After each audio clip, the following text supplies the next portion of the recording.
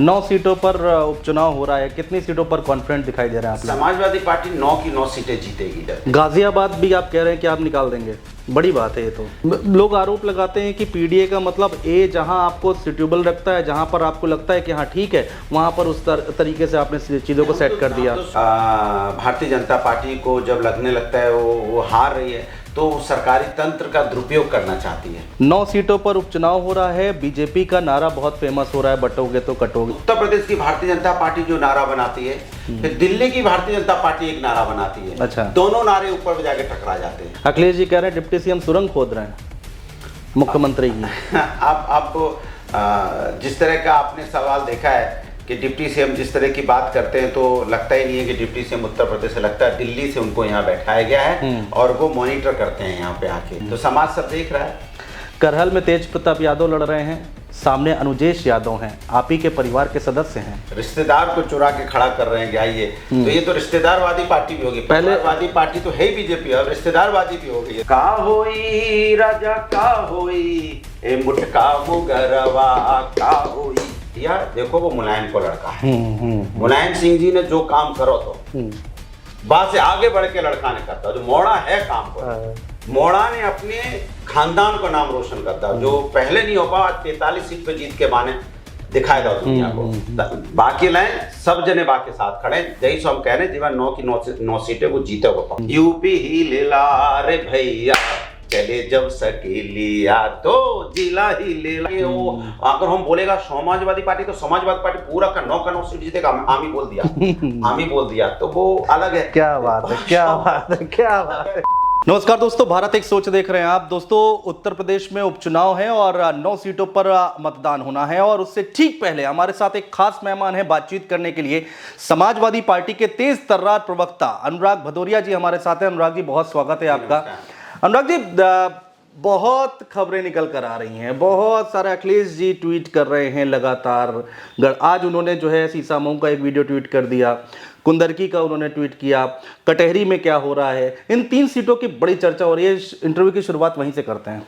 देखिए दरअसल में क्या है कि अब मीडिया का जो हाल है, सही खबर तो दिखाती नहीं है।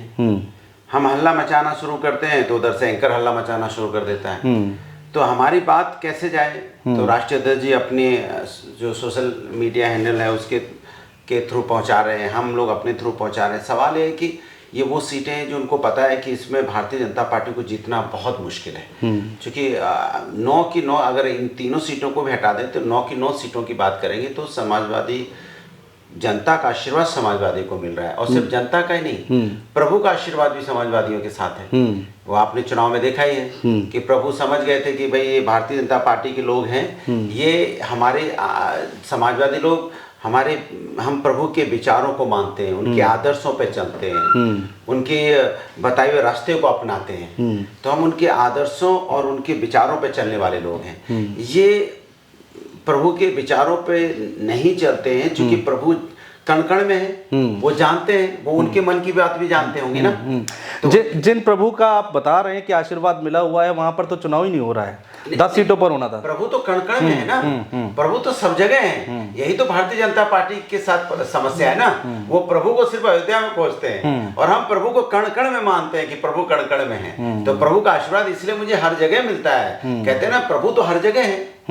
तो आप प्रभु तो हर जगह सब कुछ देख रहे हैं। जो आप अन्याय कर रहे हो प्रभु वो भी देख रहे हैं। अन्याय अगर आप कहीं भी देश के अंदर में करोगे तो प्रभु उस चीज को देखते हैं। इसीलिए प्रभु का आशीर्वाद, क्योंकि समाजवादी लोग विकास की राजनीति करते हैं। समाज के अंदर में जो प्रभु के बच्चे हैं, जो परेशान है महंगाई बेरोजगारी से या दूसरी चीजों से, हम उनकी आवाज उठाते हैं। तो प्रभु इस चीज को देखते हैं, इसलिए उनका आशीर्वाद हमें मिलता है। 9 सीटों पर उपचुनाव हो रहा है, कितनी सीटों पर कॉन्फिडेंट दिखाई दे रहा है? समाजवादी पार्टी 9 की 9 सीटें जीतेगी। बड़ी बात है। जनता का आशीर्वाद है। जनता का आशीर्वाद जब होता है तो इसमें कोई बड़ी बात करने की जरूरत नहीं होती है, क्योंकि वो जनता के मुद्दों पे चर्चा कहाँ कर रहे हैं। हम तो जनता की बात करते हैं। जैसे आप किसी आपसे मैं जब तक इंटरव्यू चलेगा, कई बार महंगाई बेरोजगारी, किसान महिला समस्या, छात्र और जो आम समस्याएं वो उठ के आ जाएंगी।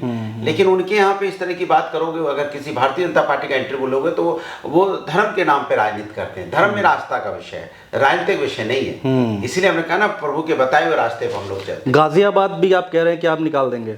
बड़ी बात है ये तो। वो देखिए गाजियाबाद में क्या है कि गाजियाबाद जनरल सीट है और हमने एक दलित व्यक्ति को वहाँ पे टिकट दी है, दलित समाज से आते हैं वो, और उनका इस बात को गाजियाबाद के लोग सराह रहे हैं कि इसकी सराहना कर रहे हैं कि समाजवादी पार्टी में ऐसी सोच है जो इसलिए पीडी हमारा नारा है, जो पिछड़े हैं, दलित है, अल्पसंख्यक हैं, पिछड़े अगड़े भी, आधी आबादी भी, उन सबको हम समाज की मुख्यधारा में शामिल करना चाहते हैं, सामाजिक न्याय की बात कर रहे हैं, समाज को जोड़ने की बात कर रहे हैं हम, इसलिए वो आशीर्वाद मुझे मिल रहा है वहाँ। लोग आरोप लगाते हैं कि पीडीए का मतलब ए जहां आपको सूटेबल रखता है, जहां पर आपको लगता है कि हाँ ठीक है, वहां पर उस तरीके से आपने चीजों को सेट कर दिया। तो शुरू से कह रहे हैं कि हम आधी आबादी का सम्मान करने वाले लोग हैं, तभी आप देखेंगे 9 में से 4 सीटें हमने आधी आबादी को दी है।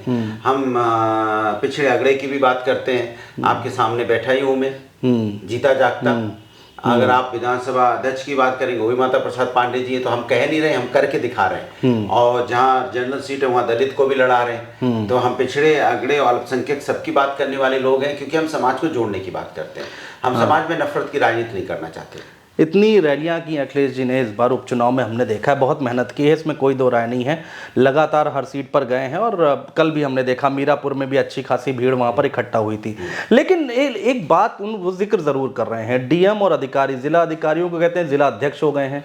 अब देखिए जिस तरह की बातें निकल के आ रही हैं, जिस तरह का भारतीय जनता पार्टी को जब लगने लगता है वो हार रही है, तो सरकारी तंत्र का दुरुपयोग करना चाहती है।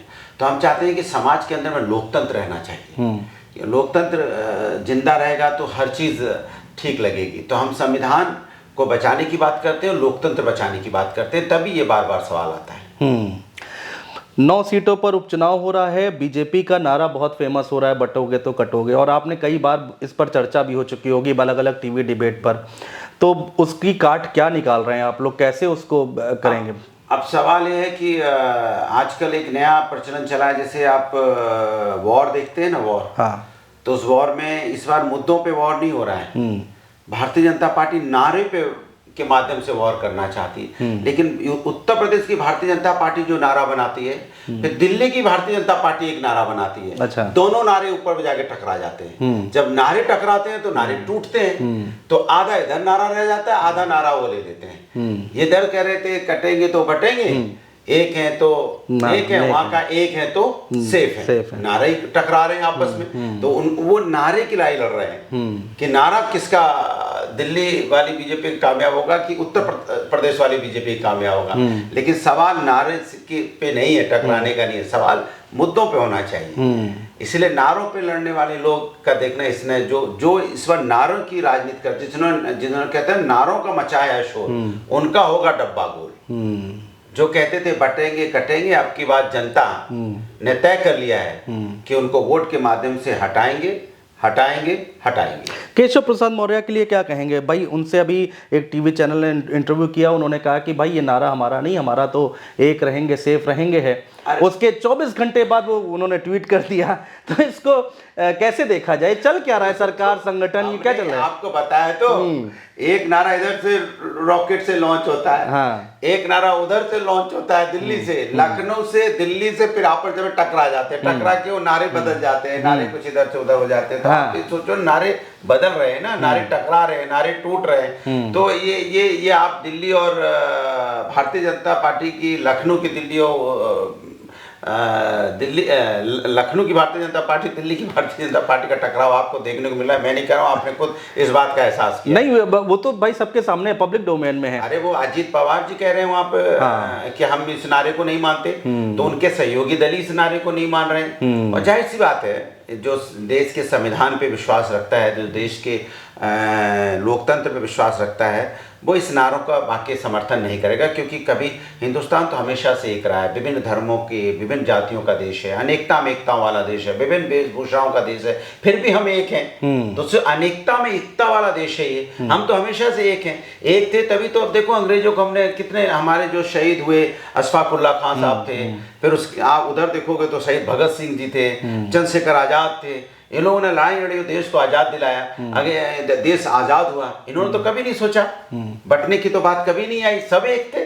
तो हम तो अनेकता में एकता वाला देश है, और हमेशा जब भी देश पे कोई ऐसी विपदा आती है तो सब मिल के लड़ते हैं। अखिलेश जी कह रहे हैं डिप्टी सीएम सुरंग खोद रहे हैं मुख्यमंत्री की। अब जिस तरह का आपने सवाल देखा है कि डिप्टी सीएम जिस तरह की बात करते हैं, तो लगता ही नहीं है कि डिप्टी सीएम उत्तर प्रदेश से, लगता है दिल्ली से उनको यहाँ बैठाया गया है और वो मॉनिटर करते हैं यहाँ पे आके कि वो दिल्ली की तरफ से कि उत्तर प्रदेश में सब ठीक चल रहा है कि नहीं चल रहा है। तो आपको लगता है कि वो चिट्ठी पहुंचाते हैं लखनऊ से दिल्ली तक? मुझे लगता है उनका काम ही यही है। इसलिए आप देखना है जहाज से उड़ के दिल्ली जाते हैं, फिर दिल्ली से उड़ के लखनऊ आते हैं, फिर लखनऊ से दिल्ली, फिर दिल्ली से लखनऊ, तो उड़ते ही रहते हैं ना।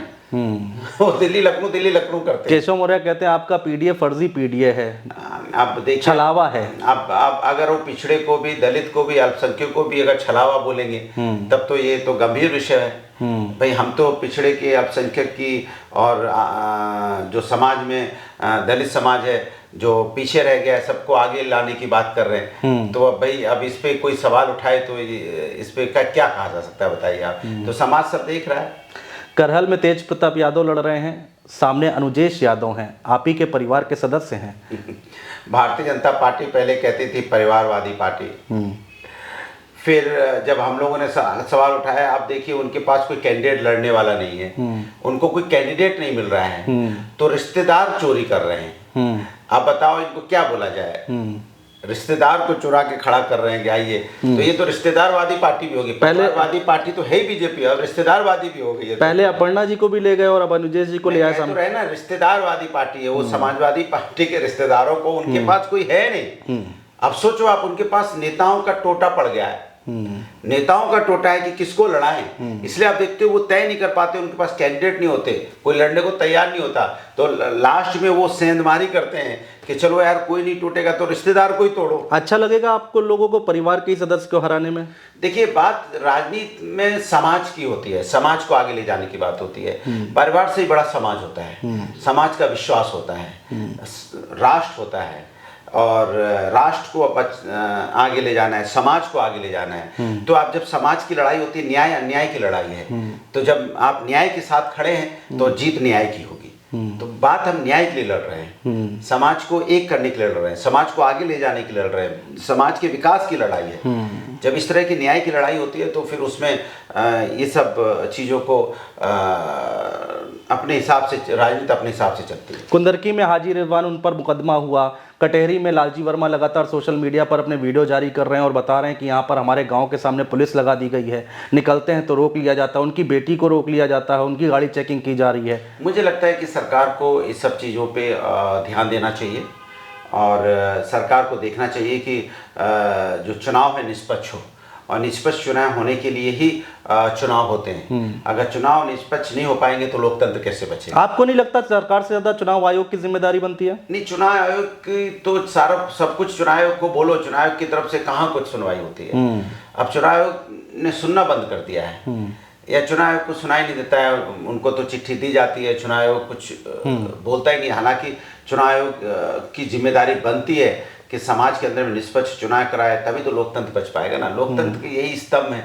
अब अगर लोकतंत्र के स्तंभ में हिल जाएंगे तो कैसे काम चलेगा? अब किसी से भी पूछो, आजकल तो सवाल विपक्ष से ही होता है, सत्ता पक्ष से तो सवाल होना ही बंद हो गया। ये बड़े आपकी परेशानी लग रही है अनुराग जी, टीवी डिबेट पे आप जा रहे हैं और वहां पर क्या आप लोगों से ही सवाल पे जवाब होने लगता है?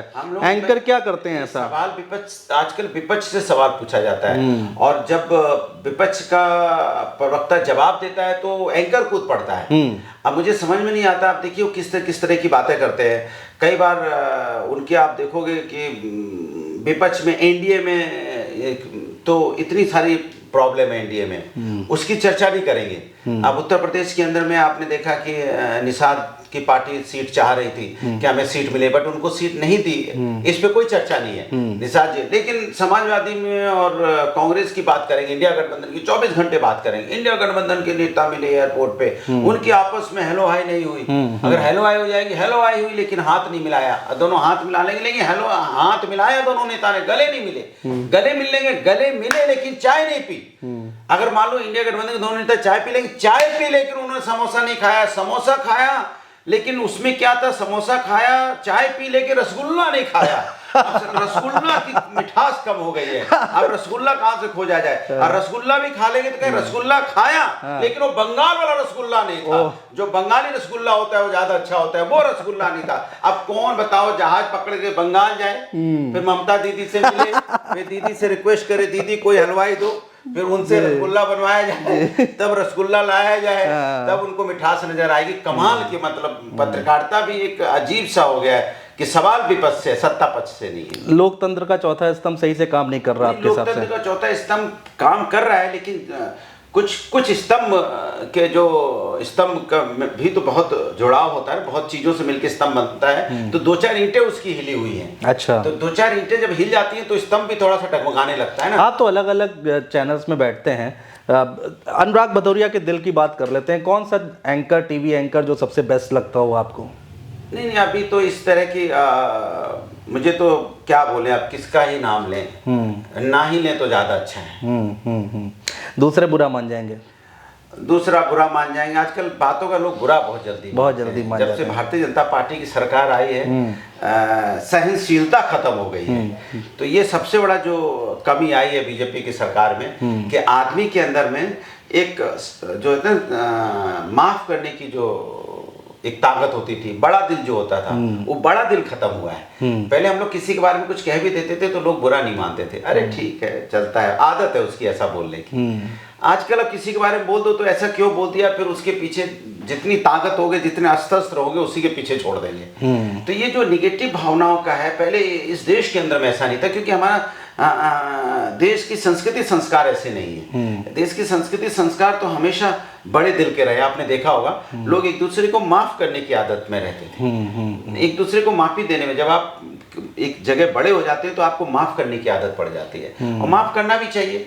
लेकिन यहाँ माफी होती नहीं बड़े दिल से, वो छोटे से छोटे लोगों को भी तकलीफ देना चाहते हैं। तो ये जो और फिर बात करेंगे सनातन की। सनातन तो कभी नहीं सिखाता नफरत, सनातन तो हमेशा प्रेम की भाषा सिखाता है। सनातन तो हमेशा दूसरों को भी अपनाने की भाषा सिखाता है।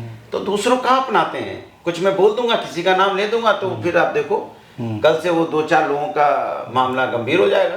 तो हम क्यों किसी का नाम नहीं, इसलिए भैया सब लोग अच्छे हैं, सब बढ़िया काम कर रहे हैं, और जो नहीं कर रहे हैं उनसे हम करवा ले रहे हैं। पॉलिटिकली बहुत करेक्ट आंसर दिया आपने अनुराग जी। लेकिन ये आप दो बातें हैं, एक समाजवादी पार्टी का परसेप्शन ये बनाया जाता है कि गुंडा पार्टी है, सरकार आ जाएगी, गुंडों की सरकार आ जाएगी। क्या कहेंगे, क्या सफाई देंगे इसके लिए? ये गुंडा शब्द आप लोगों से हट क्यों नहीं रहा है? देखिए, अब समाजवादी, भारतीय जनता पार्टी समाजवादी को ये बोल के, अब देखिए क्या है ना, समाजवादी जो भारतीय जनता पार्टी है, समाजवादी के कामों की तो वो अपने आप की बराबरी नहीं कर पा रही है। जब आप किसी के काम की बुराई नहीं कर पाते हैं ना, या किसी के काम की बराबरी नहीं कर पाते हैं, तो आप फिर व्यक्तिगत हमले पे आ जाते हैं। काम की बराबरी कीजिए ना। जैसे हम समाजवादियों ने काम किया था, एक्सप्रेसवे बनाया, मेट्रो बनाई, 1090 बनाया महिला समस्या के लिए, 100 डायल बनाया, स्टेडियम बनाए, पार्क बनाए, मेडिकल कॉलेजेस बनाए, लैपटॉप दिए, और हमने सारे गांव को, सारे जो डिस्ट्रिक्ट है उनको 4 लाइन से जोड़ा।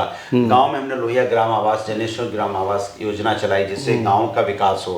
बच्चों को हमने उनकी पढ़ाई मुफ्त करवाई, बच्चियों के लिए हमने लैपटॉप दिए। तो हम जो काम कर रहे हैं वो काम बीजेपी को करना चाहिए ना, बजाय वो हमारे काम की बराबरी ना करके वो हमले पे आ जाते हैं। तो इससे पता चलता है कि कहीं ना कहीं खिसियाहट है भारतीय जनता पार्टी को अपनी नाकामी। झांसी वाली खबर तो आपने देखी और सुनी होगी, कितने बच्चों की वहाँ पर मौत हो गई, आग लगी थी।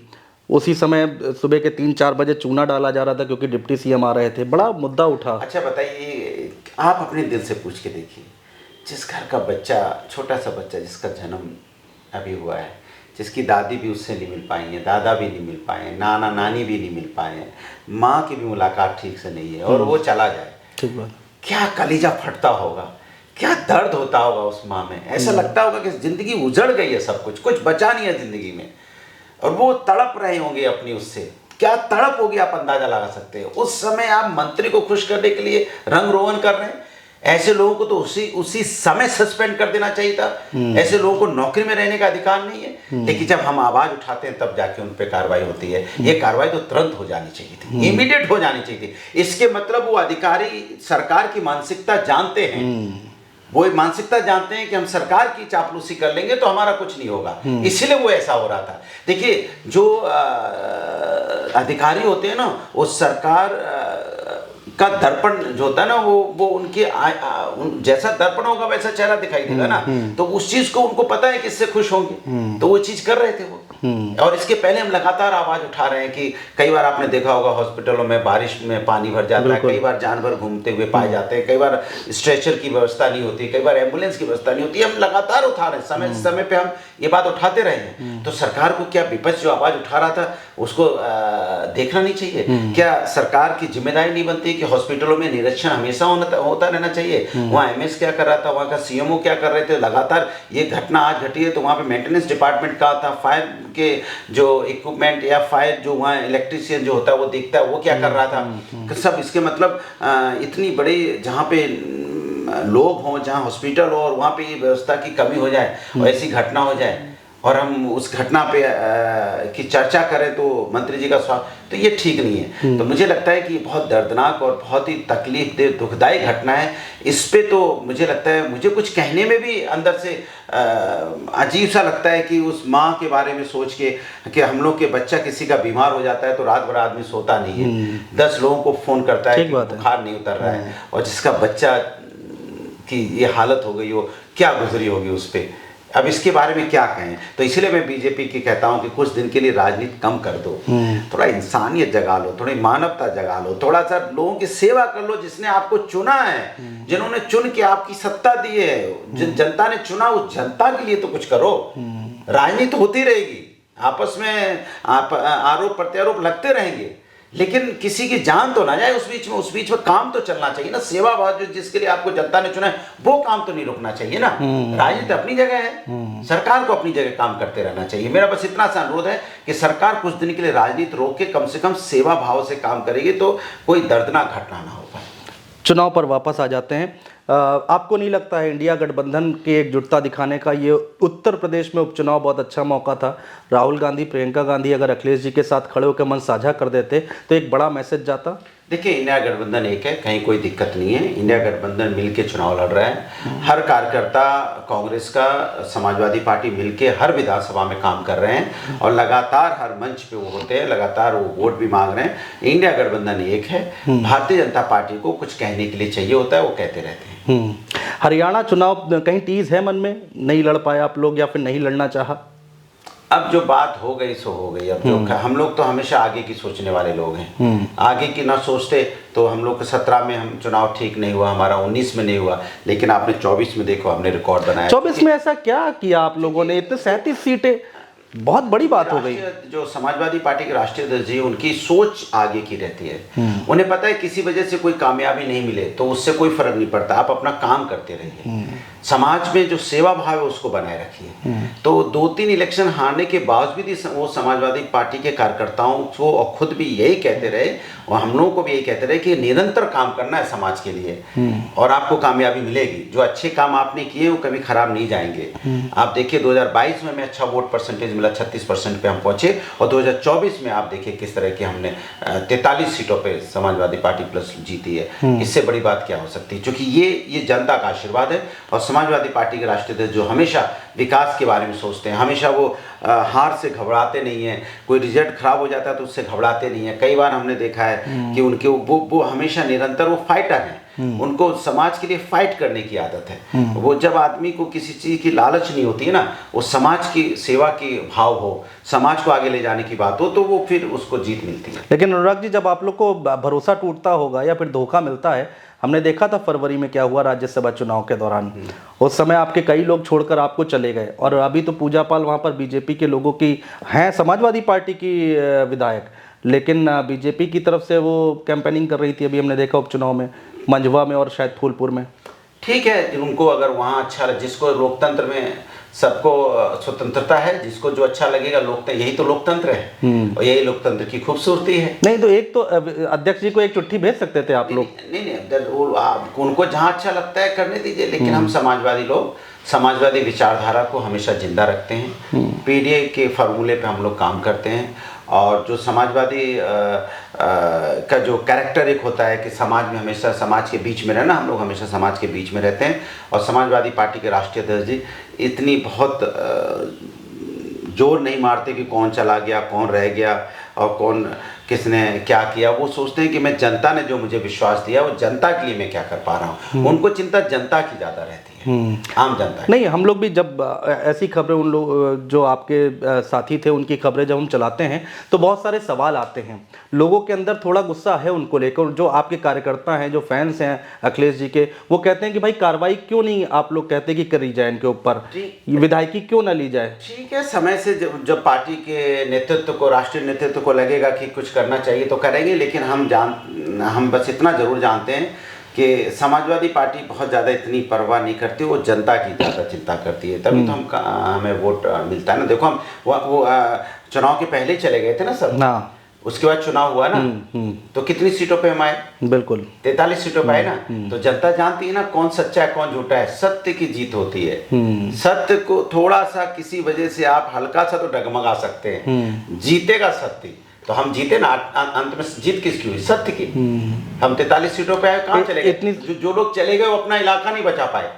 सोचिए आप, जो लोग गए थे जिता, अमेठी वाले गए, अमेठी नहीं बचा पाए, अम्बेडकर नगर नहीं बचा पाए, रायबरेली नहीं बचा पाए, गए तो थे सब। फैजाबाद नहीं बचा पाए। बताइए, तो प्रभु का जब आशीर्वाद हो, जब प्रभु ने ऐसे हाथ कर रखा है आशीर्वाद का, क्योंकि प्रभु जानते हैं मेरे आदर्शों पे, मेरे आचरण को अपनाने वाले लोग हैं। तो जो उनके आदर्शों को, आचरण को अपना रहा है, तो प्रभु ने हमें अपनाया हुआ है। अब कोई जाओ, वो जाते हैं, वो वहां जाके गिर जाते हैं। गए तो देखो, रायबरेली जीते ना, अमेठी जीते ना, फैजाबाद जीते ना, अम्बेडकर नगर जीते ना, और बताओ कौन गया है? बिल्कुल। तो हम लोग तो जीतते चले आ रहे हैं।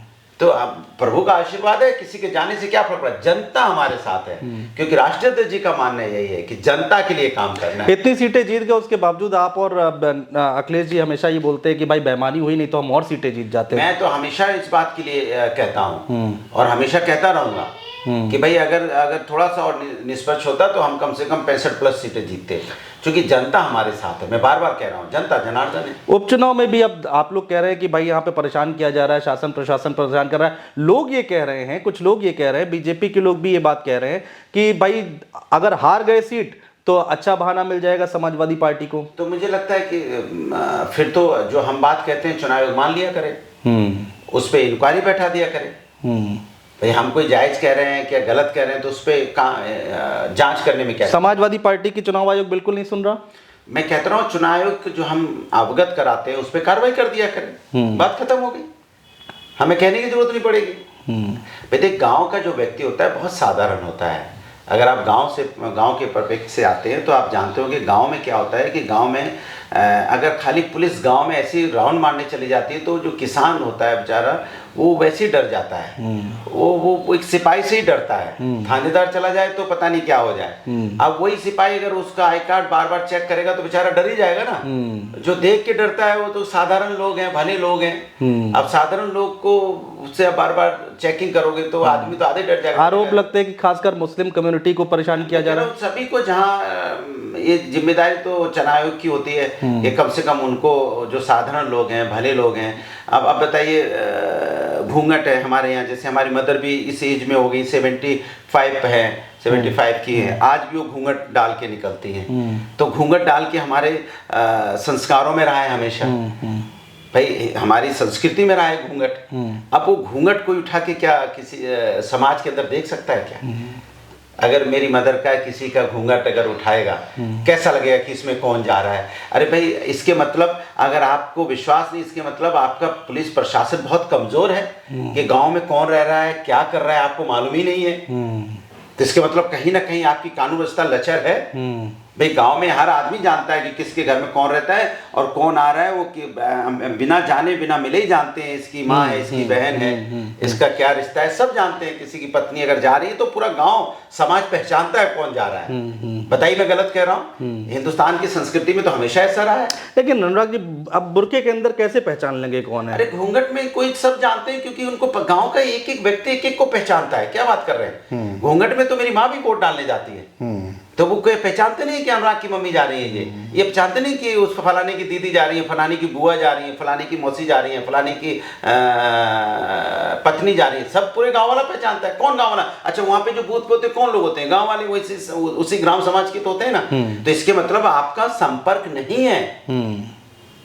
इसके मतलब कि कोई अगर बदमाश माफिया अगर आपको लगता है तो इसके मतलब कहीं ना कहीं आपका संपर्क सूत्र कमजोर है, आपके एलआईयू कमजोर है, आपका इंटेलिजेंस डिपार्टमेंट कमजोर है। इंटेलिजेंस डिपार्टमेंट एलआईयू का मतलब ही क्या है कि भाई किस गांव में किस कस्बे में कौन रह रहा है, कोई गलत रह रहा है तो उसको तुरंत पकड़ लिया जाए, यही तो होता है ना।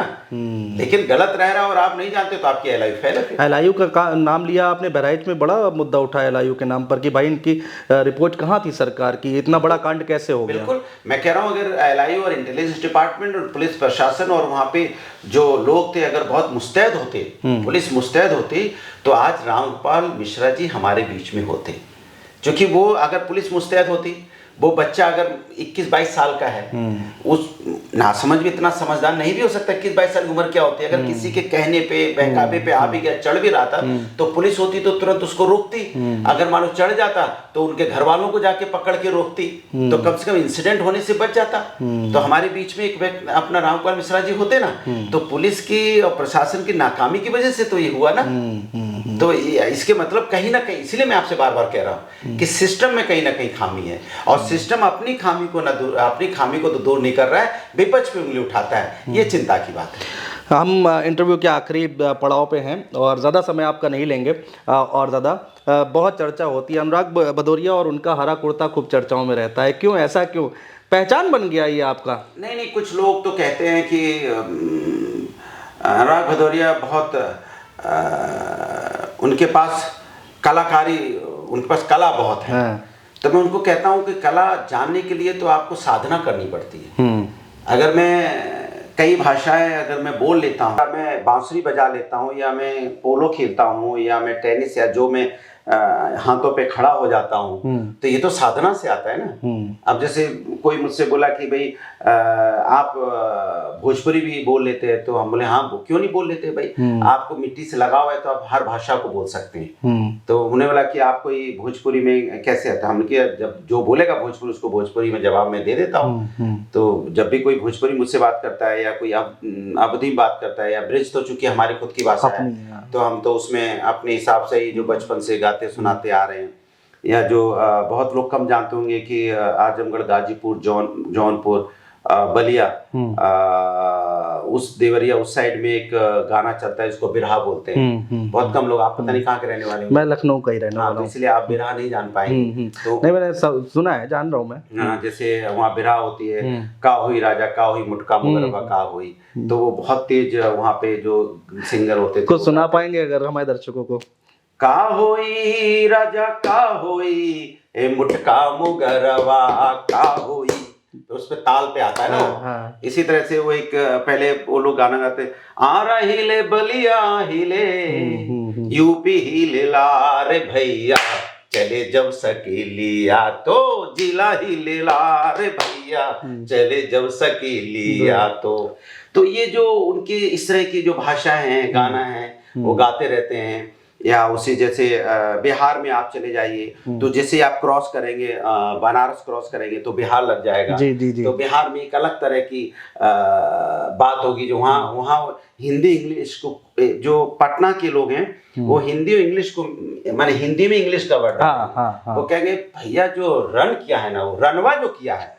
अब रनवा जो किया है, अब वो एक वर्ड होता है रनवा जो साला किया है, वो वर्ड साला भी सुना, रनवा जो किया है ना, एकदम गर्दा उड़ा दिया है। और उसका जो फोकसवा था, अब फोकस को फोकसवा, उसका जो फोकसवा था वो एकदम पूरा एकदम बॉल पे डटा हुआ था और फोकसवा जो उसका है वही वजह से वो जो मारा है बॉल को, बॉल जो गया है ना, जो गया एकदम बाउंड्रिया के एकदम पार, बॉल पे खोजे ना मिला है पूरा दिन। वो परवा परेशान हो गया कि बॉलवा मिलेगा कि नहीं मिलेगा, तब एक बॉल ढूंढ के लाया गया। तब वहां पे बोला गया भैया बॉल ढूंढा जाए, तो 2-4 को प्रधान बुलाया गया गांव से, तब जाके बॉलवा ढूंढ के लाए कि भैया ये बॉल ले आए। तो वो जो उनकी भाषा है, अगर फादर गुस्से थोड़ा आगे बढ़ेंगे तो वहाँ गिरिडीह आ जाता है, जामताड़ा आ जाता है जी, जो उसमें आप तो चला गया वो झारखंड में, तो वो फादर गुस्साएगा अपने बेटे से, भिन भिन भिन भिन भिन सारा दिन घूमे सारा दिन, कमाते नहीं तो खेते की खेते, मैंने कहा कमाएगा नहीं तो खाओगे क्या, तो सारा दिन घूमे सारा दिन। तो वो उनका जो घूमे है उसके आगे बढ़ जाओ तो पश्चिम बंगाल आ जाएगा जी। तो वो दादा लोग बैठे ही हो कि दादा सब ভালো, हाँ ये बारे तो यूपी से समाजवादी पार्टी ভালো করবে, समाजवादी पार्टी 9 সিটের মধ্যে 9 সিটটাই জিতবে। দেখো আমি আজকে বলে দিচ্ছি 9 সিটের মধ্যে 9 সিট ওইখানে জিতা হবে, আর অখিলেশ ওইখানে খুব ভালো কাজ করছে। অখিলেশ যে করেছে সে কেউ করতে পারে না, কম বয়সে ছেলে বাবা কি দারুণ, একদম সব বুঝে, একদম গ্রামের লোক গ্রামের পালা ও সব বড় হয়েছে, গ্রাম থেকে এসে কি ভালো কাজ করছে। ও एक्चुअली वो लोगों का दर्द समझता है, वो दर्द को ठीक से समझता है, तो फिर वो हिंदी को भी समझता में आ जाएंगे। फिर अगर उनको बोलो कि दादा हिंदी बोलो, वो हिंदी तो बोलेगा, लेकिन दादा सब हमारा हिंदी ऐसा है कि वो अगर हम बोलेगा समाजवादी पार्टी तो समाजवादी पार्टी पूरा का 9 सीट जीतेगा, आमी बोल दिया तो वो अलग है। क्या बात है। इसी तरह से अगर आप आ जाएंगे अवध में, जो हमारे अगर ब्रिज में आ जाएंगे तो ब्रिज के लोग बोलेंगे देखो दद्दा एक बात तो साफ है, लड़का तो अच्छा है, लड़का में कोई कमी ना है, बाने जो काम करो है और बाने दिखाए दाओ कि भैया देखो वो मुलायम को लड़का है, मुलायम सिंह जी ने जो काम करो तो बात से आगे बढ़ के लड़का ने करता, जो मोड़ा है काम को, मोड़ा ने अपने खानदान को नाम रोशन करता, जो पहले नहीं हो पाया 43 सीट पे जीत के बाने दिखाए दो दुनिया को। बाकी लाइन सब जने बाकी साथ खड़े, जैसे हम कह रहे जीवन 9 की 9 सीटें वो जीते हुए पक्को। तो ये वहाँ की ठीक बात है, ये अलग अलग कल्चर और अलग अलग भाषाएं कल्चर में मुझे आता है, तब इसमें मेरी अपनी ये मेरा अपना ज्ञान है। अब मेरे ज्ञान को आप बीजेपी वाले बोलेंगे नहीं ये अरे करके बोल के दिखाओ, ये तो कोई वो तो है नहीं कि आता है, मैं तो भाषाओं का आपको ज्ञान होगा तो भाषा बोल। कहाँ से आपने ये सब इतना सीख लिया? अब ऊपर वाला सब गांव के लोग है ना, गांव का आदमी जब शहर आता है ना तो वो गुल्ली डंडा खेल के आता है, पिट्ठू खेल के आता है, वो गांव में गाय भैंस चरा के आता है, वो खेती करके आता है, उसने मिट्टी की सुगंध उसके अंदर बसी हुई होती है, तो मिट्टी को समझता है वो, उसकी खुशबू को। तो जब वो शहर आता है तो वो कोशिश करता है कि ज्यादा से ज्यादा चीजें हम सीखें, क्योंकि मुझे गांव का तो सब कुछ पता है। नहीं, हमने काफी वीडियो आपके देखे, आप खेत में काम करते हैं, वहीं सो जाते, हम लोगों ने सब किया है। तो नहीं वो कहीं जाते हैं तो कहीं रुक जाते हैं या कि खुद के खेत हैं? क्योंकि अंदर में एक होता है ना, एक जिस खेती से आपको लगाव है और आपको लगता है पहले हम क्या फसल काटते थे, पहले हम बोते थे, जैसे खेती के हर सीजन में गेहूं, फिर सरसों, चना हम लोग किस तरह से लगाते थे, कैसे हम उसकी बुआई करते थे, कैसे हम पटाई करते थे, तो सब पता है। कैसे हम क्यारी के माध्यम से पानी लगाते थे, तब तो पाइप नहीं था, तब तो क्यारी बना के हम लोग पानी लगाते थे। बिल्कुल। तो कैसे पानी हमें लगाना है, तो हम सबको सब आता है। एक आप अगर देखेंगे, एक पूस की रात अगर आप पढ़ेंगे प्रेमचंद जी की पूस की रात, तो उसमें जो कैरेक्टर है वो कैरेक्टर ऐसा लगता है हम लोग खुद हैं, क्योंकि ठंड में दादाजी के साथ खलिहान में माने जो हम लोग खलिहान में सोते थे, वो रात में एक ठंड लगती थी, जो कंबल ओढ़ लेते थे। उसके बाद जानवर की आवाज भी आती थी, तो कई बार आलस कर जाते थे, कई बार जानवर थोड़ा चर भी जाता था, और कई बार नहीं भी आलस करते थे। हमारा जो डॉग होते थे भौंकने लगते थे, तो हम लोग तुरंत दौड़ पड़ते थे, थोड़ी आवाज देते थे। तो हाँ, अब वो जो हम लोग का जो दौर था, उसी दौर में जी लेते हैं, तो लोग इसको बोलते हैं कि आपने रील बना दिया। अरे भैया, हम काट लेते हैं, हल चला लेते हैं, ट्रैक्टर चला के बोना जानते हैं, तो हम करते हैं। जो हम करते हैं वो आपको दिखता है, तो आप उसको उसमें आप भी करो, किसने रोका है? भाई आपको आता है तो आप भी कर सकते हो ना। बिल्कुल। तो आप अगर समाज में देश के लिए राजनीति में कोई व्यक्ति अगर राजनीति देश में कर रहा है, वो जब तक गांव को नहीं समझेगा तब तक वो देश के समाज की उन्नति नहीं कर पाएगा। शहर को समझना बहुत आसान है, बट गांव में जो लोग तकलीफ में, छोटी छोटी चीज के लिए तकलीफ होती है, उस तकलीफ को हम लोग समझते हैं, क्योंकि उस परिप्रेक्ष्य में हम लोग रहे हैं, उस एटमॉस्फेयर में हम लोग रहे हैं, तो वहां से आके तो आप उनका दर्द समझते हैं। इसलिए मैं उसको बताता हूँ कि देखिए क्या दर्द है। अगर एक शब्द में आपको, अगर अखिलेश जी के बारे में कुछ कहना हो, कुछ एक शब्द में बस, क्या कहेंगे अखिलेश जी के लिए? बहुत ही विश्वसनीय है व्यक्ति, और 2 शब्द होंगे तो भरोसेमंद और निडर। तीसरा माने जो उनके और शब्द है, हमेशा दूसरों के बारे में सोचना। सबसे बड़ा शब्द उनके लिए है दूसरों का ख्याल रखना। दूसरों की चिंता उनको बहुत रहती है।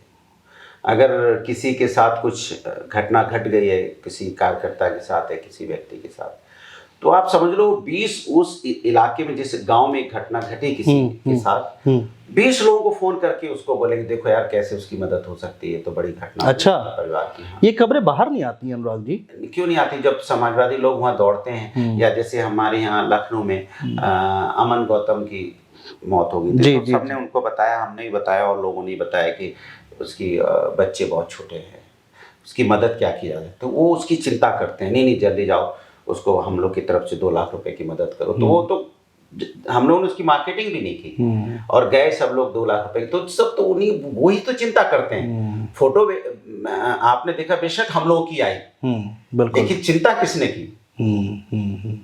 भाई चेक तो उन्होंने पार्टी से बोला देने के लिए, तो चिंता तो वो करते हैं ना, हमेशा चिंता करते हैं। और वो हर कार्यकर्ता की, हर व्यक्ति की उनको खबर रहती है।